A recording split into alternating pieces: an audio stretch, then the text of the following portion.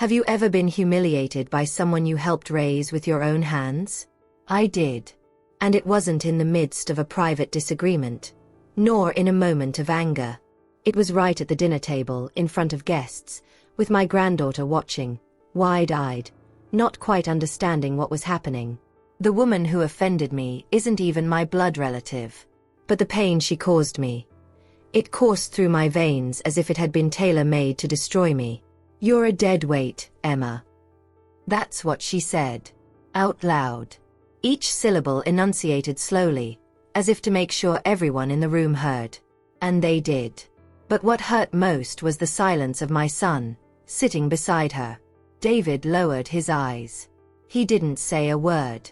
He didn't defend me. He didn't even try to hide it. He just stood there, silent. As if he agreed. As if that's what I really was. A burden. At that moment, I didn't know what to do. I felt my hands sweat, my face burn. The dinner I'd helped prepare seemed to have turned into a stage, and I felt the shame of my family. To outsiders, it might seem like an exaggeration. But anyone who's been through something similar knows. As we get older, everything we've done for our family seems to disappear. It doesn't matter how many sacrifices we've made. How many sleepless nights? How many bills we've paid? How many shared lunches we've had without enough? Have you ever been through this? Have you ever felt like the place where you should find shelter has become hostile territory? That the house you live in is no longer yours, even when you were the one who financed the first installments of the rent, or donated the living room furniture? Have you ever felt invisible in your own home? I have. And the worst part is, it didn't happen suddenly. It wasn't just that dinner. That phrase was just the final spark of a fire that had been burning for a long time. Silent, amid small gestures, dismissive glances, and doors that began to close earlier and earlier for me. Before they called me dead weight, they'd already stopped asking how I was. They'd already stopped asking me out. They no longer cared whether I ate or not. I was the one who took care of my granddaughter when needed, but who had to disappear the rest of the time. I was the unpaid nanny, the unappreciated cook, the annoying presence in the corner of the room. But that night, something changed. And it wasn't just because of the pain. It was because of the memory. The memory of who I was. Of everything I'd done. Of how much I'd sacrificed myself for them. And even more, of what I still kept hidden. It's funny how, sometimes, it's precisely in humiliation that we find strength we never knew we had. I could have cried right then and there, or locked myself in my room like I'd done so many times before. But not this time. In that silence, while everyone started laughing again as if nothing had happened, I made a decision. A decision they never would have imagined. And that's when everything began to change. My name is Emma May Whitaker. I'm 71 years old. And even though I'm here today telling you all this, there was a time when my voice was just a whisper in a house filled with silence. I was a seamstress for nearly 5 decades. My fingers were always pressing needles and fabric, but my heart, it was always sewing something else. The hope of giving my son a life I never had. David was born on a rainy afternoon, and his father disappeared before he even met the boy. I didn't cry that day. I couldn't. I had a baby in my arms and a whole world waiting for me outside. I took hourly jobs, sewed during the day, cleaned houses at night. My body was tired, but my mind wouldn't let me stop. I always thought that if I tried hard enough, if I sacrificed enough, the world wouldn't be as cruel to him as it was to me. And maybe he could look at me one day and say, "Thank you, Mom. It was because of you." I never wanted much, you know? A simple home, hot food, and to see my son walk with his head held high. And for a while, I thought I was getting it. David was a calm, studious, polite boy. He always hugged me before leaving for school. He said he'd take me to see the sea as soon as he could. I believed those promises. I believed them like someone hoping for something fair after everything they've given. I remember one particularly difficult winter. The rent was overdue, food was running low, and yet I gave him the last bit of money I had so he could buy the sneakers he wanted. Not because it was necessary, but because it was important for him not to feel inferior to the other boys. And I knew what it was like to be seen as the one with less. The one carrying worn-out clothes. The one who had to accept everything in silence. I didn't want that for him. I wanted him to walk around with his head held high, even if mine was always down from carrying so much weight. The years passed, and he grew up. You got a good job. You married a girl who, from the beginning, looked at me like someone measuring space. Chloe was always polite. In the way we know isn't affection, it's calculation. That politeness that doesn't warm you, only pushes you away. But even so, I stayed there. Present, useful, helpful. Because I thought that was what family was. Being there, even when they don't ask you to. When they bought the apartment, it was with my down payment. Chloe was pregnant. David had just been promoted. And without thinking twice, I offered part of the money from the sale of my old house. It's yours, I said. The important thing is that my granddaughter is born safely.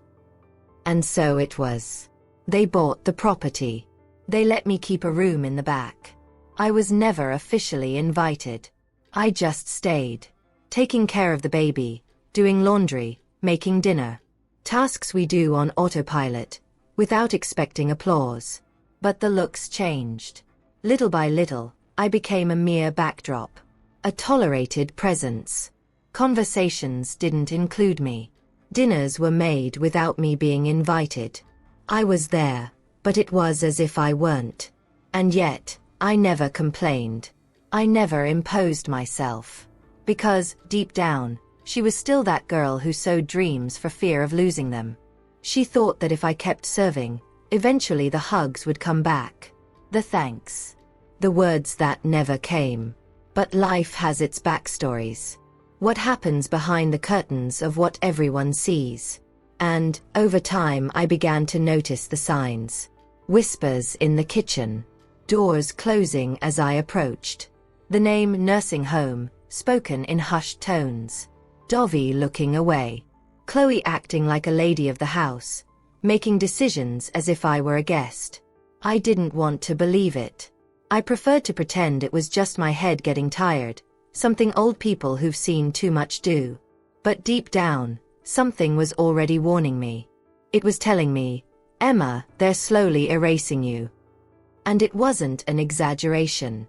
It was the truth. A truth I tried to push away, like someone refusing to face the whole picture. But it was there. Clear. Painful. Screaming silently amidst the details of everyday life. Until one night, while folding my granddaughter's clothes, I found something in Chloe's pants pocket. It wasn't a note. It wasn't a threat. It was a receipt. And there was something written there that shattered the illusions I still harbored. It was a down payment receipt for a new home, in just the two of their names, David and Chloe. A remote, modern condominium with 3 bedrooms and a gourmet balcony. A place where I wasn't mentioned anywhere, not even as a potential resident, much less as someone who would help with the costs. It was a new beginning. For them. And yet another silent exclusion. For me. I folded the paper carefully, like someone holding an open wound, and put it back exactly where it was. I didn't cry. Not then. Because certain pains are felt so deeply that even tears can't escape. They recede along with our pride. That night, I lay in my single bed in the back bedroom, the noise of the TV in the living room drowning out my thoughts. I didn't sleep. I spent hours staring at the ceiling, trying to understand where exactly I'd gotten lost in this whole thing. At what point did my generosity stop being love and become convenience? How much of my good intentions were used as a tool to keep me quiet, available, useful, but disposable? It's funny how we give away parts of our souls in small installments. A sofa here, a purchase there, a whole month's rent when they had nowhere else to turn. When Chloe got pregnant, the despair was so great that David showed up at my door, his eyes red from crying. "Mom, I don't know what to do," he said. And I, as always, knew.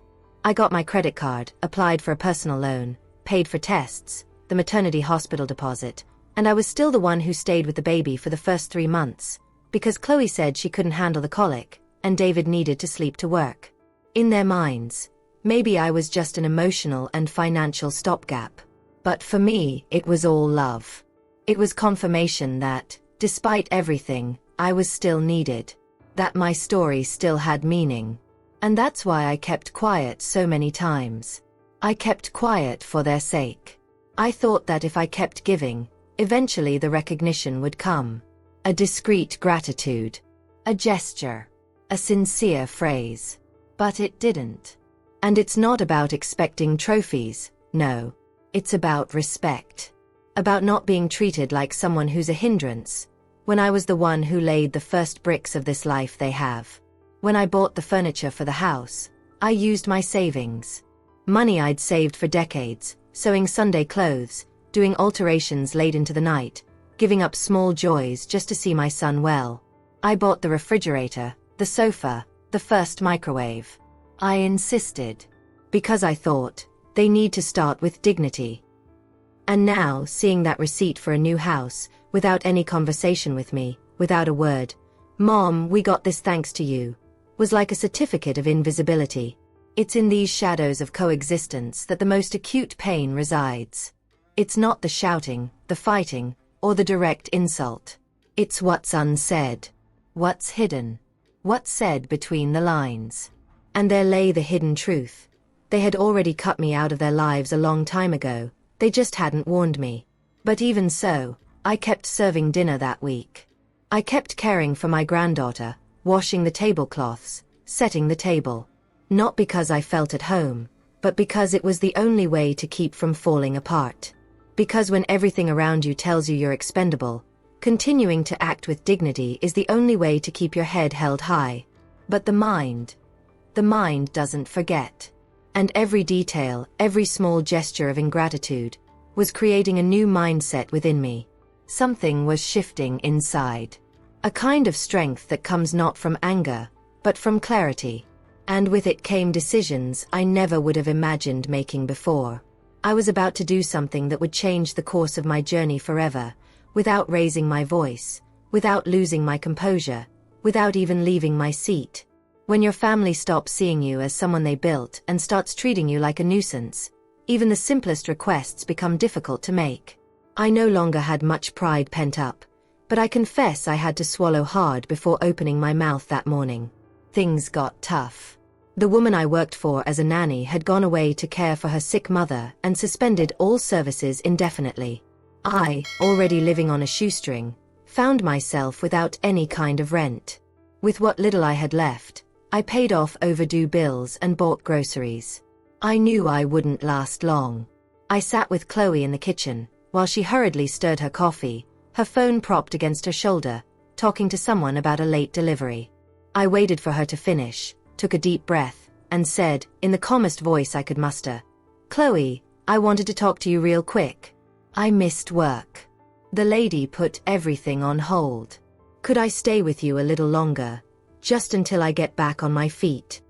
She stopped stirring the spoon, looked at me for 2 seconds, forced a smile that doesn't quite reach her eyes, and said, "Of course, Emma. We understand." But I felt it. I always feel it. The difference between acceptance and tolerance is silent, but it screams inside. In that instant, I knew I was no longer welcome there. That my stay came with a deadline, with a burden, with suppressed sighs and glances exchanged over my head. David didn't even participate in the conversation. He was always busy, sorting out work stuff. No time to deal with this right now. And there I was, in the middle of the house I'd helped build, waiting for permission to exist in that space. In the weeks that followed, everything grew more tense. I could hear whispers in the hallway. I felt the stares as I passed. They started locking the liquor cabinet, hiding small objects, as if I were someone they couldn't trust. Food was counted. Gestures became more restrained. Chloe started saying her granddaughter needed more space in her room and suggested I reorganize my things. With each comment, a new wound. I smiled, thanked them, pretended everything was fine. But inside, My entire body was made of cracks. One of those nights, I sat on the porch with a cup of lukewarm tea in my hands. The silence was so thick I could hear the hum of the kitchen refrigerator. I thought about how everything had turned out. How I'd gone from the woman who provided, cared for, and protected, to the invisible, uncomfortable, disposable guest. I wondered if it would have been better to never have moved there. But I also wondered, why did I, who had given so much, need to justify myself to stay under a roof that only exists because of what I sacrificed? And it was there, with the tea steam wafting across my face and the moon reflected in the window, that something inside me truly began to shift. It wasn't just pain anymore. It was a kind of clarity that sets in when we're tired of accepting emotional scraps. When we understand that dignity isn't a luxury, it's a right. The next morning, I went to my room and grabbed a light blue folder I kept in the back of my closet. Inside were documents I'd filed years ago when I sold my old house to help David buy this apartment. It was the purchase contract, the bank transfer receipts, the printed messages telling me he trusted me and would put everything in my name. Just to be safe, Mom, but the house is ours. I remembered the day he took me to the notary's office. I remembered my hands shaking as I signed, never imagining that years later, that paper would be the only thing keeping me sane. I closed the folder, placed it on my lap, and sat on the edge of the bed. The sun streamed through the cracks in the curtains, drawing light streaks on the floor. I didn't cry. I just took a deep breath, as if realizing I held a hidden truth in my hands that could turn everything upside down. It was strange to think that the same silence that had silenced me for so long would now be my greatest weapon. I didn't want revenge. I wanted respect. And more than that, I wanted to remind myself who I was, and what I could still do. From then on, I began to observe more closely. Every conversation, every gesture. Patience became a shield. Silence, a strategy. They thought I was too old, too weak, too dependent to do anything. But they were wrong. Because what I lacked in physical strength, I made up for in memory. And it was memory that would guide me through my next steps. They planned a dinner at home, another one of Chloe's social nights, as she liked to call it. I helped early on, of course. I went to the market to buy the ingredients for the lasagna she'd ordered, chopped the seasonings, cleaned the vegetables, and set the table with the prettiest dishes, the ones that only came out of the cupboard when guests came. I did everything with the care of someone who knows every corner of that kitchen, because I was the one who bought most of those utensils years ago. And even after all that, I still felt that contributing in some way kept me present, useful, maybe even loved. The guests began arriving around 7. Young couples, all dressed up, the scent of expensive perfume in the air, laughter echoing loudly even before they entered. Chloe circulated like a soap opera host, wine glass in hand, practiced smile, commenting on decor, travels, and David's promotions at work. My name wasn't mentioned once. It was as if I were the maid without a uniform, the discreet piece of furniture in the corner of the room. I was there, but invisible. And yet, I stood firm. I only sat down after everything was ready. A small space at the end of the table, away from the center of attention, without a full set of cutlery. I took a small piece of lasagna and settled in quietly, ready to listen, and not be heard. It was then that Chloe, seeing me seated, stepped forward, raised her glass, and spoke loudly enough for everyone to hear. "Emma, this isn't a nursing home. Are you going to eat with us now?" The sentence came like a punch, but disguised as social irony. The kind of attack no one immediately responds to, but which burns like a burning coal. The room fell silent for a second. The kind of silence that doesn't last because laughter follows soon after. Not genuine laughter, but the uncomfortable kind of laughter of someone who doesn't know where to look. And David, he lowered his eyes. He didn't say a word. His chair became a shelter for cowardice. I looked at him. And there, even though my body was whole, something inside me broke. As if all the effort, all the dedication, all the sleepless nights beside my feverish granddaughter had been erased by a single sentence. As if the love I'd given had passed its expiration date. But I didn't cry. I took a deep breath, calmly pushed my plate forward, and stood up. I didn't slam the door, didn't raise my voice. I just walked to the kitchen and stood there for a few minutes, staring at the reflection of my own image in the oven door. I thought about how I had gotten to this point. How my journey as a mother, a woman, a worker, and a caregiver had been reduced to public humiliation. It was one of those revelations that comes not with screams, but with a silence so thick it seems to weigh on your shoulders. I felt small. Not out of shame, but out of the realization that, in that environment, my presence was a problem, not a value. That night, while the guests laughed in the living room and toasted each other's achievements, I sat alone in my room, a towel draped over my legs and a plate of leftover food on my lap. It was too symbolic to ignore. There I was, feeding my body with what was left, trying to nourish my soul with what little strength remained. But that was exactly where the key turned. It wasn't the humiliation that transformed me. It was what it exposed. A hidden truth I'd been trying to ignore for so long. I wasn't being loved, I was being used. And it was at that moment that something inside me shifted. A shift in mindset that doesn't happen with ready-made speeches, but with silent decisions. I understood that, to move forward, I needed to stop asking for permission to exist. And more than that, I needed to start protecting myself from an emotional system that kept me cowering, afraid to make a difference.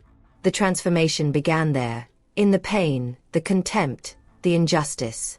Because it was at that moment that I realized that, while they looked at me as a burden, I carried the only thing that still gave meaning to that house. The truth. A truth that, until then, I had kept hidden, believing that love is protected by silence. But that night proved otherwise. Sometimes, protecting the love we feel for ourselves takes courage. It requires breaking the pattern of silence, of blind acceptance, of obligatory gratitude. And there, alone in my room, holding that blue folder I'd kept for years, I understood that the time had come to turn the page. Only this time, the one who would write the next line was me. That night, when I closed my bedroom door behind me, the sound of the latch sounded like a full stop. Not in the story, but in how I'd allowed myself to be treated. The house was in a festive mood, but inside, there was only an emptiness so deep it seemed to echo. I sat on the edge of the bed, slowly took off my shoes, as if saying goodbye to an old part of myself, and let the silence take over. I didn't cry right away. Tears, when they come from deep within, have a time of their own. They arrive after pride has fallen, after hope has faded, after everything inside us has silently reorganized itself. I stood there motionless, my eyes fixed on some point on the wall. I mentally relived every sentence said at that dinner, every muffled laugh, every averted glance. What hurt most wasn't the public humiliation itself, but the cruel confirmation of what I'd long felt. I was tolerated, not loved. An uncomfortable presence. A shadow within a house I'd helped build, but which now expelled me with subtle gestures and sharp words. While the party outside continued with clinking glasses and low music, what was happening inside me was a silent but definitive transformation. The kind of change that isn't achieved with shouts, but with firm decisions. I understood, sitting there in the dark, that I could no longer remain silent, waiting for someone to value me. My story was worth more. My memory deserved respect. What I'd built, what I'd sacrificed, what I'd endured, all of it carried weight. And I refused to continue being treated as too light to matter. On the table beside the bed, the light blue folder seemed to stare at me. Inside it were documents, evidence, receipts, everything Chloe and David pretended to forget. But there it was, every signature, every bank transfer, every line confirming a truth they ignored. This house was mine. Or at least, enough of it was the result of my own efforts that I had never been seen as an intruder. What they called a favor was a debt. What they treated as help was a foundation. It was a root. It was history. I took a deep breath and touched the folder, but didn't open it. Not yet. Because at that moment, the most important thing was to rediscover something I had lost over the years. The courage to look at myself truthfully. The courage to see beyond the guilt. Because, as absurd as it may seem, it's common for us to feel guilty for demanding respect. for expecting gratitude, for wanting to be treated like someone who still matters. And it's in this emotional maze that so many of us get lost. I myself lost myself there for years, believing that love meant accepting everything, even the hurtful. But the love that only exists when we are silent isn't love. It's conditioning. And that night, amid the most painful silence of my life, I understood that I needed to stop waiting for something that would never come from outside. It was within me that the change had to come. The turning point. Not for others, but for myself. For the woman I was, for the mother I became, for the story I carried. And for all the others who, like me, were silenced between the lines of a life dedicated to others. I calmly got out of bed. I walked to the mirror and stared at my reflection as if I were seeing myself for the first time in years. I saw the wrinkles, the marks of time, the weariness in my eyes. But I also saw a quiet strength, a kind of dignity that only those who survive contempt can cultivate. And in that moment, with the party still echoing outside, I made a promise to myself. I would never again let anyone make me feel worthless. I would never again allow them to define me by their needs, ignoring my own. What would come next, I didn't yet know. But one thing was already certain. I was no longer the same woman who had entered that room hours earlier. The Emma who had accepted little in exchange for crumbs of affection was gone. And what was being born there wasn't revenge, it was awareness. A kind of awakening that only happens when pain tears us from the zone of silence. And I knew that, from then on, my every step would be guided not by fear, but by the truth I carried in my hands, and in my chest. I sat back down on the bed and let my feet touch the cold floor. There was something about that feeling that reminded me of who I was, where I'd come from. It wasn't a painful memory. It was firm, like an anchor. And strangely enough, it was precisely that cold floor that brought me back to the present. Part of me wanted to scream, to make a fuss, to demand everything I was owed out loud. But another wiser part knew that true strength lay not in raising one's voice, but in raising the truth. It's hard to put into words what we feel when we realize we've spent a lifetime putting others first, believing that love meant self-denial. And yet, in the end, the bill always comes due. A high, silent emotional bill that accumulates in cold stares, in harsh words, in empty chairs where respect once stood. And I know I'm not the only one who feels this way. There are many people out there like me, who have carried a family on their backs and, when they needed to be carried, found only silence. If anything in this story upset you, leave a comment below about what bothered you most, or what hurt you most to remember. Sometimes, we just need to write to release a piece of that pain.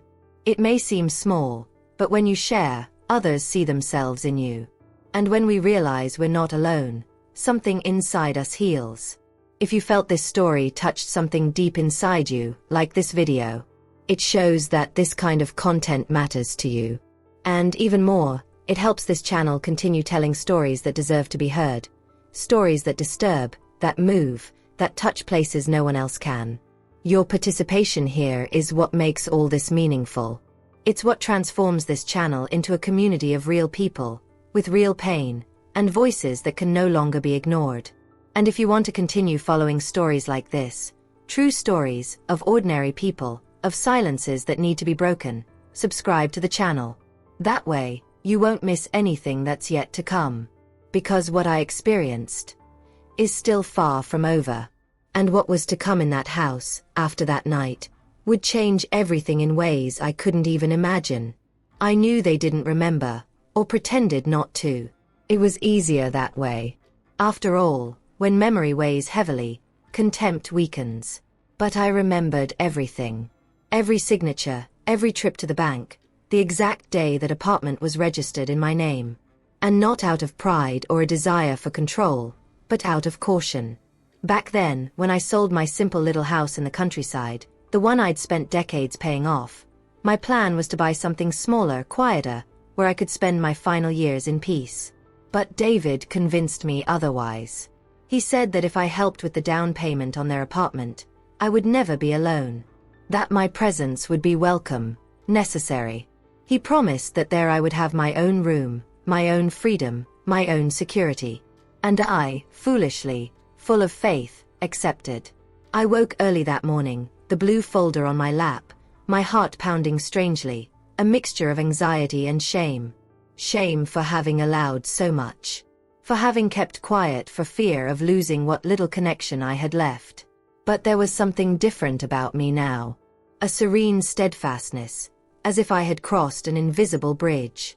It was no longer about asserting myself. It was about remembering who I was. About reclaiming the space that was rightfully mine, emotional and material. I opened the folder slowly. The first document had my signature at the bottom and my name highlighted at the top. Emma May Whitaker, owner. I read it quietly. It felt like a lie. As if my own story needed written confirmation. I leafed through the rest of the papers, each one confirming a part of what they ignored, the truth. The truth that had been there, hidden for years, while I listened to jokes, was excluded from decisions, treated like an unwelcome guest. But now, that same truth was transformed into a weapon. Not to hurt, but to protect me. In the kitchen, Chloe was arguing with the cleaning lady over a stain on the living room floor. Her voice was always controlled in public, but behind closed doors, she let her true colors slip. David hurried past me, barely greeting me. He was wearing a suit and had his phone to his ear, talking about an important meeting. No one noticed the folder in my hand. No one suspected a thing. And perhaps that was the greatest irony. They were so certain of my passivity, so accustomed to my emotional absence, that they didn't even consider that I could change the course of history. But I would. With silence. With strategy. With truth. I spent the day observing. I wrote down schedules. I noticed behaviors. I saw how Chloe treated her granddaughter, how she whispered to friends on the phone, how she talked about me as if I weren't in the same house.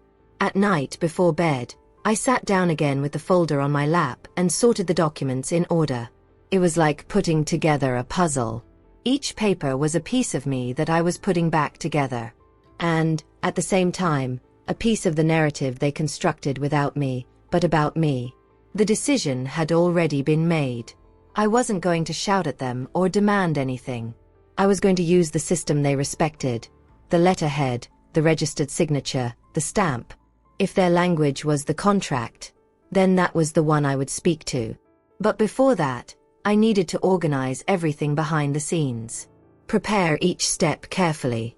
After all, a woman who is seen as too fragile to react needs to be twice as precise when she decides to act. That night, I dreamed of my mother. She was sitting in the porch chair, sewing like she used to when I was a child. She looked at me with that tired but firm smile and said, "Those who take care of everything all the time also need to learn to take care of themselves." I woke with that phrase in my head. And then I knew, it wasn't just about me. It was about an entire lineage of women who kept quiet, who gave of themselves, who were forgotten. And somehow, now it was my turn to break that cycle. The apartment where I'd lived silently would become the stage for a turning point. Not because I wanted revenge, but because, for the first time, I saw the value of being at the center of my own story. And that value, no one would ever take it away from me. The next morning, I left early. Chloe thought it was strange and asked me where I was going with my larger-than-usual bag, but I replied with a calm smile. I need to take care of some things downtown. That was it. She went back to her phone, and I walked to the bus stop. I took the blue folder with me, the same one that had remained hidden for so long in the back of my closet, invisible as I felt in that house. But now, each page inside carried the weight of a revelation, not just legal, but symbolic. Those papers were my forgotten identity, my history put in order, my dignity in document form. I walked 2 blocks down to the office of the lawyer who had helped me purchase the apartment years ago. A calm, discreet gentleman. He served me as if no time had passed. When I handed over the documents, he leafed through them carefully, confirmed the registration and ownership, and then looked at me with respectful eyes. "Emma, you're absolutely right.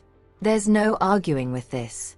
We can begin the legal eviction process immediately." It wasn't an easy decision.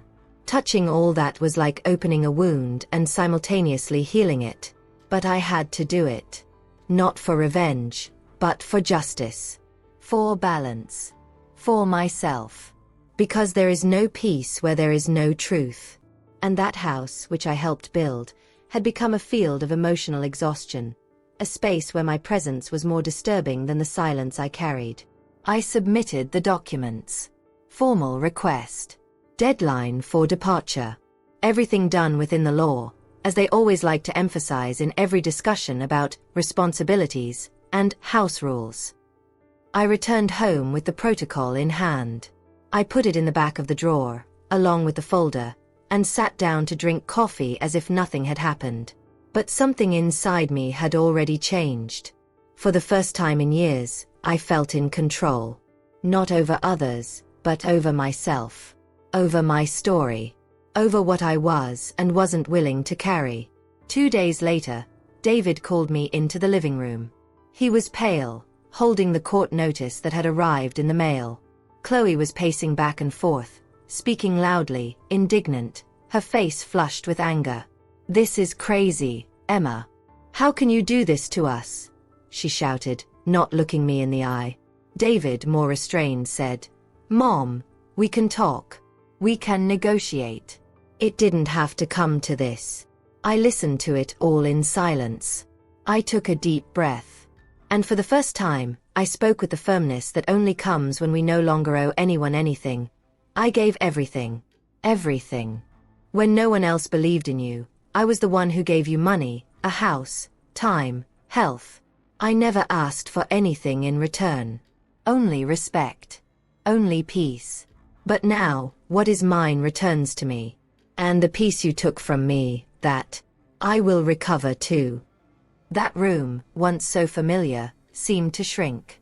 Chloe fell silent. Dovi tried to argue, but his voice no longer held the same power. They were facing a version of me they never expected to encounter. An Emma who didn't shout, didn't accuse, but who also didn't back down. The transformation had happened, and they were feeling its impact for the first time. In the days that followed, the atmosphere in the house changed. Awkward silence, doors slamming louder, whispered conversations in the hallway. Chloe cried on phone calls with her mother. David spent more and more time away. And I tended my plants, listened to my old songs on the radio, wrote short memoirs in a notebook I'd kept since I was young. It wasn't happiness yet, but it was serenity. It was the feeling of finally being in control of my own life. Even my granddaughter, who had previously walked past me without noticing, began to approach me. One day she came into the room and said, "Grandma, why is Mommy so mad at you?" I smiled, picked her up, and simply said, "Because sometimes when we tell the truth, people get scared. But there's nothing wrong with telling the truth, my dear. It's courage." That little girl looked at me as if she understood more than I'd said. And in that look, I realized the significance of my decision. Because the choices we make when no one expects anything from us are the ones that truly define our journey. And I knew that my journey still had important pages to be written. That morning I filed for eviction. Something shifted within me that I didn't even know could still move. What had seemed like mere documents, papers yellowed by history, became fuel for real transformation. Justice, the kind that often seems belated, began to arrive gently but relentlessly. They received the notice. And that space, previously marked by silence and invisibility, would begin to redefine itself. A few days later, the house was empty again. They left. It wasn't an exuberant victory, with applause or loud celebrations. It was a restrained farewell, laden with words left unsaid, glances avoided, doors closed with echoes of conflict. And there, on that same ground that had felt my weight ignored for so long, I felt the impact of the law of return. What we sow in life returns, somehow, in the form of consequences. The house was empty, but not deserted. And it was in this emptiness that an idea began to blossom. What if I transformed this place, brought to life by my sacrifices, into something new? A home that reflected warmth, genuine care, and values forgotten in the hustle and bustle of everyday life. It wasn't revenge. It was the realization of something greater that had been brewing in the background of my mind and heart. The desire to rebuild, to redefine, to make an impact with what was left. I started slowly. Cleaning rooms with history.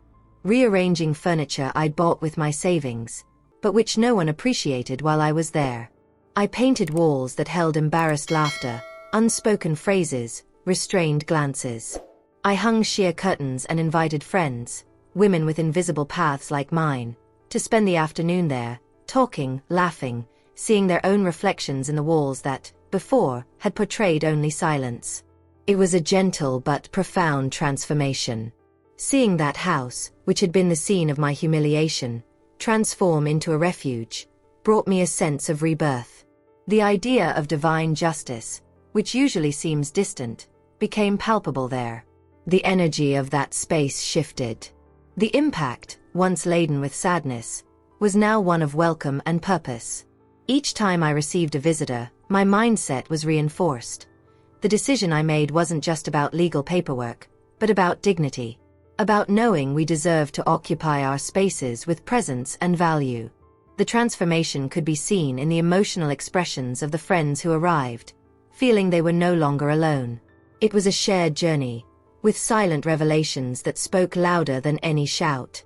And I realized that this shift wasn't just mine. It was an invitation, to other women, to other mothers, to anyone who felt erased within their own history. If I could use this house, with the same structure that once wanted to diminish my voice, to build something greater, perhaps you too can find, in your own backstage, a way to transform your place in the world. The feeling was of justice, but also of continuity. This was the turning point, but not the end. The foster home was ready, the doors were open. And within me, something that had been dormant awakened. The conviction that the journey continues, with conscious decisions, with authenticity, and with purpose. And it was with this clarity pulsing in my chest that I prepared myself to take the next step. Today, when I open the windows of my house, the air that enters no longer carries the same weight. It no longer carries that tension disguised in silence, nor the bitter expectation of yet another slight. Now, what enters is light. It is presence. It is life. That space, which for so long shrunk me, now expands me. And the curious thing is that, by taking back what was always mine, I not only regained a physical place. I regained something even more valuable. My inner freedom. A freedom that doesn't shout, but sustains. A freedom that doesn't ask for permission, but imposes itself by the simple act of existing with dignity. Over time, that house became a meeting place for other women like me. Forgotten mothers, grandmothers treated as a burden, women who gave everything and were rewarded with silence, contempt, and indifference. We started meeting on Tuesdays. One brought cake, another brought tea. And what was once a simple gathering became an emotional refuge. We gave it a name: Mothers Standing. Because that's how we feel now, standing. Whole. Alive. Strong, even if still scarred. And with an immense desire to transform those scars into banners.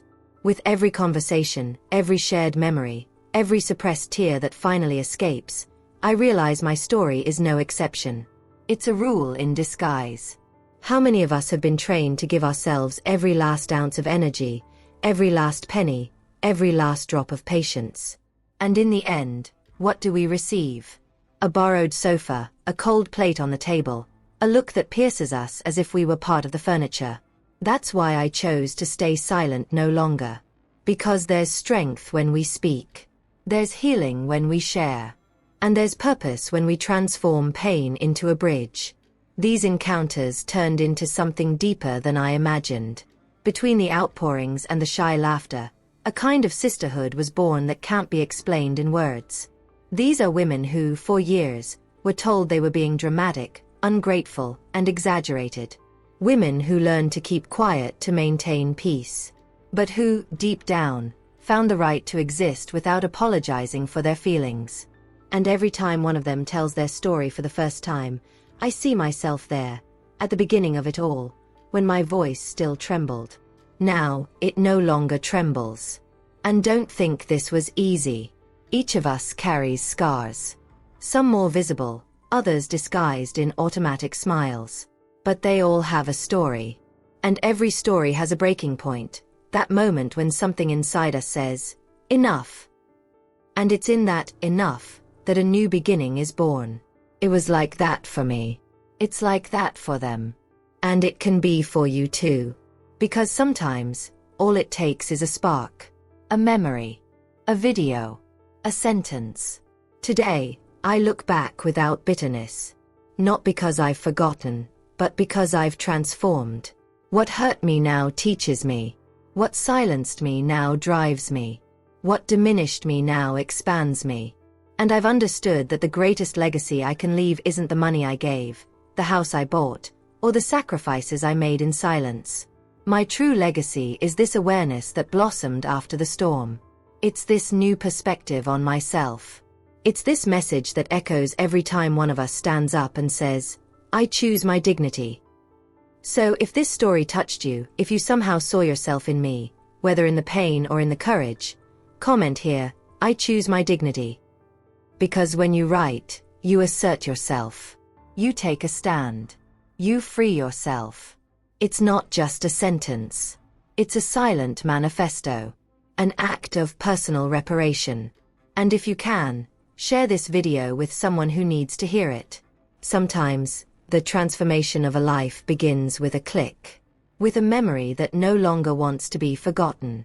With a truth that refuses to be buried. And if all this touched you in any way, like this video, it shows YouTube, but especially me, that this conversation matters. That stories like this can no longer be silenced. That there's an entire audience out there, ready to listen, feel, reflect. And if you haven't subscribed yet, do so now. Here, we don't tell stories to entertain. We tell them to awaken, to heal, to empower. Because, in the end, whoever steps on a mother, steps on their own fate. And whoever chooses their dignity, chooses freedom. And I chose that. Now it's up to you.